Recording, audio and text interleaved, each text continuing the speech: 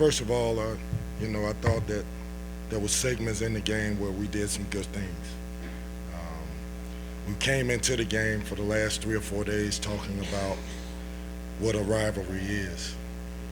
And, in this profession as coaches, you don't want the pressure to be on your players.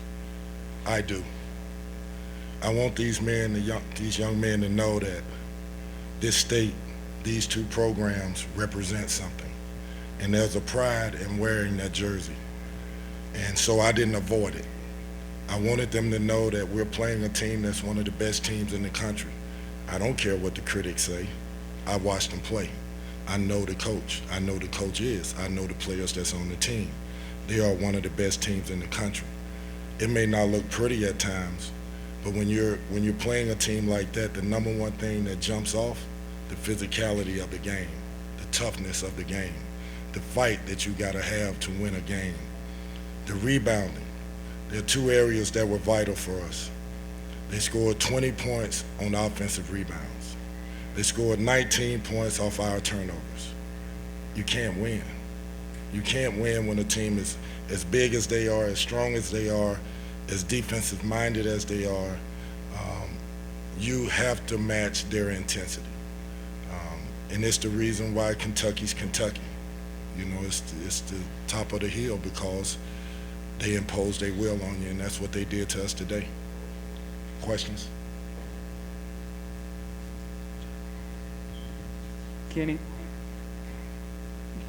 there's not a lot of Louisville coaches that come in Rupp Arena and get an applause like you did. So what's it mean to come back, obviously on the other side of the rivalry again, but to get that type of reception from the fans? I appreciate it. I respect Kentucky. I loved it here. To have them welcome me is great, but again, I said this over and over again, this isn't about me. This is about these young men. I can't make my program be about me. There was so much for me coming back to Louisville. It's about helping these young men get what they need to get to understand the treasures of what it means to play at a university like this one, Louisville, and also be a part of one like this one, Kentucky. So it means a lot.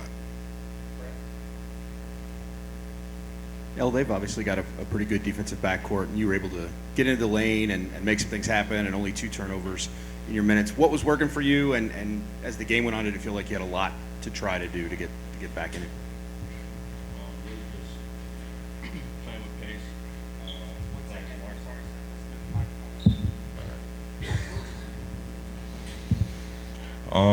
Really just playing with pace, playing smart.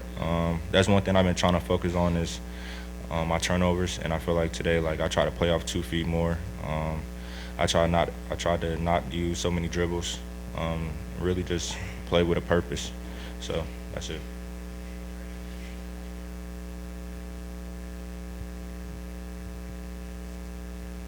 Yeah, for Kenny, Jacob Toppin only had, I think, 9 points in the last 4 games combined. Then he had a career day today with 24, hit a bunch of mid-range shots and some offensive rebounds. Why did he give you guys so much trouble? Jacob Toppin is a good player. He's a high-level player. He's capable of dominating a game. We knew that coming in. We knew that he had struggled a little bit coming into this game, but it's a rivalry game, Rick. You know what's going to happen. He's going to play his best against us. We got to match that. What I was hoping to do was to go at him a little bit with Brandon, and I think what Brandon found out is that he's an elite athlete with the way he moves as well. He's quick. He can handle the ball well enough to get to spots on the floor. He can shoot it decent enough, and he's relentless when he's on top of his stuff. They're going to get offensive rebounds. So he put us on our heels instead of we putting him on his.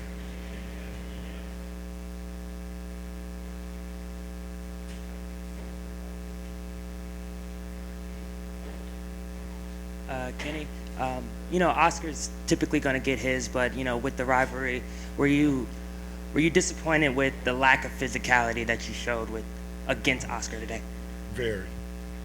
Very disappointed. We spent 3 or 4 days working on rebounding. working on fighting for position. We know he's going to get deep in the post. He is, without a doubt, the most physical player in college basketball. He is, without a doubt, the best rebounder in college basketball. He is, without a doubt, one of the kids in the country that imposes his will on a basketball game. And in order to play against a kid like that, a player like that, you better be ready for a war. He brought it to us. It put us on our heels. At times, it looked like he reacted twice before we reacted once. I'm very disappointed in that. And we'll keep trying to get it and keep trying to, help these kids understand. One of the things that I tried to do coming into this game is look at how he plays post offense. He's never running outside the lane. He's fighting you to get 3 feet from the basket. Look at how he's relentless on offensive rebounds. Why can't we do that? It's not about the skill, it's his will and his faith in his God to be able to do the things that he's doing. He's a unique basketball player that deserves a lot of credit. Kenny, I think against power conference schools now, you guys are losing your games by about 26 a game. It's obviously the ACC the rest of the way. What gives you confidence, if you have it, that you guys can still improve, that you've got somewhere to go from here? First thing is, I go back to the first days of practice and how far we've came from that day to this day. We're not even the same team. And I see us getting better in areas. But I also see us not really understanding the fight. There's another part of this game that's not about dribble, shoot, or pass. It's about a will of team versus another team. It's about individuals imposing their will on a game. That's what I'm trying to teach. That's why we have 3-hour practices. That's why I do a lot of conditioning, because I want them to overcome their fears, doubts, whatever it is, insecurities, to be able to conquer themselves and then become a team and become a unit and help build each other up. We are making strides. I can't sit here and tell you that we're going to go out and win the next 20 in a row, 10 in a row, whatever. I can just tell you every day I'm pushing these guys to get better, and they're trying. For El and Mike, one of the things that's happened in every game, not every game, but in all the blowouts, is one mistake happens and then 3 or 4 mistakes happen. How do you keep it from snowballing, and how frustrating is it? Do you think about it oh no, here we go again, when it starts to happen? I think we just got to think next play mentality. If we make a mistake, we got to get back on defense and try not to make that mistake again. I think if we change that, we'll limit the runs that the teams go on, and we'll be in a lot of closer games. Just having the next play mentality. Yeah, like Mike said, just think about the next play and not the mistake that you just made. I mean, basketball is a long game.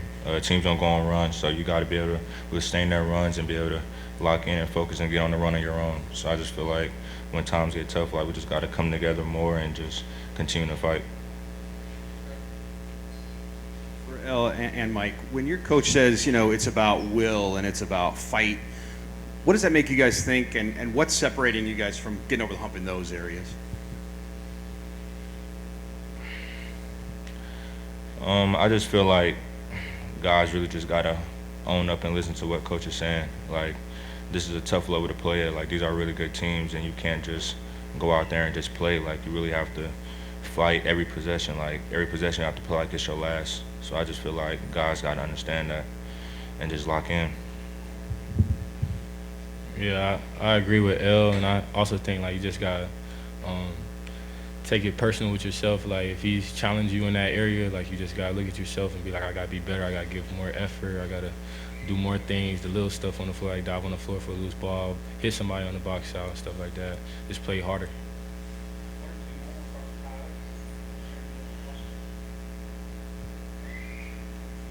Yeah, Kenny, this one's for you. You talked about the toughness and the will and the fight. At this point in the season, I guess how concerning is it that you still have to try and search for it? And when do you become concerned that message might just not be landing right now? Here's the answer to your question. The beginning of the second half, we cut the lead to 8. that means it's working. But what happened after that? From 8, the next 8 possessions, 5 or 6 of those were turnovers. So we were down, we came back, we jumped on them, we got the lead to 8.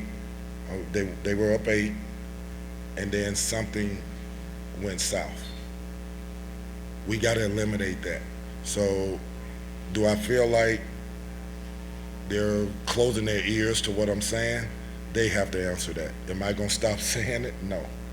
Until the end of the season, I don't care.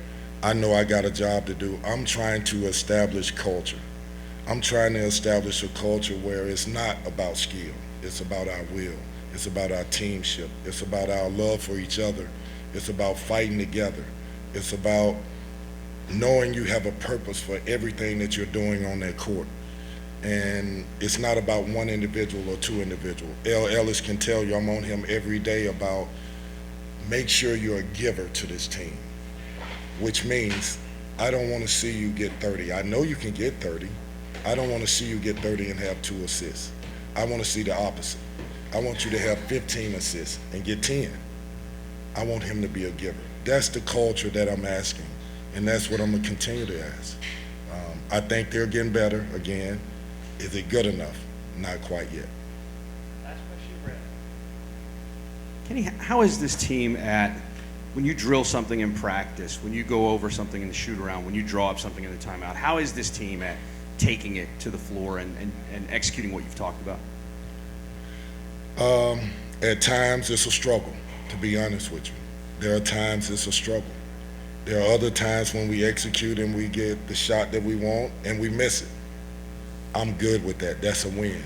If we execute and set a great screen and L comes down and the defense collapses and he sees a skip pass and he makes the pass and he hits the guy right in the shooting pocket, the guy shoots it and misses, I'm good with that. That's a win. What I'm not good with is if I say, okay, somebody go set the screen for L, make sure the defender goes over the top and the defender goes over the bottom. I'm not good with that. So there are still plays where the latter is happening.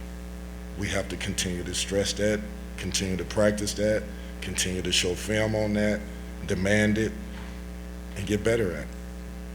Thanks, Coach. Good luck the rest of the season. Thank you.